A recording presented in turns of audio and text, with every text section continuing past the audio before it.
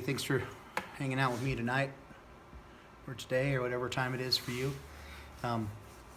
This is Cliff with Local Angler Video, Local Angler Magazine. I've been asked several times what type of line do I like to use and why. And I thought it would be just good for me to do a quick video on the basics of line and why I use what I use. So here goes nothing. So basically I use three types of line. The first one is called braided line, or braid, and that line is used for topwater frogs like hollow body frogs or buzz frogs. It's also used for buzz baits, and it's also used for punching into really thick mats.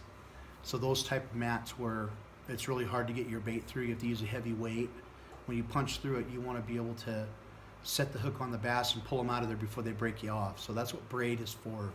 The line itself is like a razor at times, and it can just cut through the grass. So that's what I use braid for. Monofilament is the second line I use. I use that for like light topwater action, like poppers and walk the dog baits, things like that. Monofilament has a lot of stretch to it. Braid doesn't. And I like that stretch, but it also floats. Monofilament floats just like braid. And so I don't use it a lot, but when I do, it's mostly for topwater. When the fish will smack that thing on the surface and they run with it or they jump out of the water with it, you want to give them a little bit of play. Not very much though. So all around, I like the 8-pound monofilament is the greatest that I found for that type of method. And then the last line I use is fluorocarbon. Now fluorocarbon is transparent like monofilament, but it has no stretch and it sinks, and so it's really sensitive. What I found was I use fluorocarbon a lot from like drop shotting, shaky heads, Senkos, any kind of open water presentations, anything where I need to feel a good bite but not have to worry about structure as much.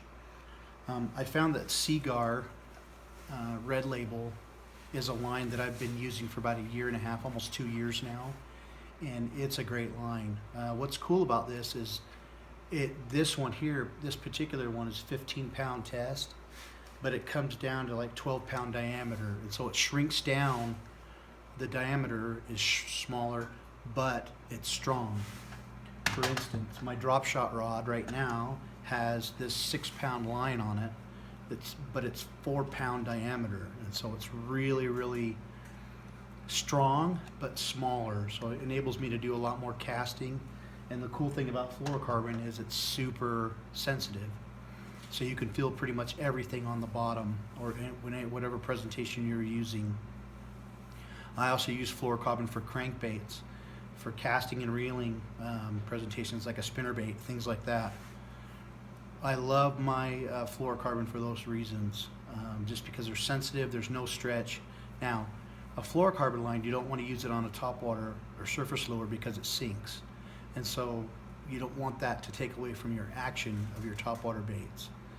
So those are the three types of line that I use. And my suggestion to you is get a whole bunch of different brands, try them all, and stick with what you love.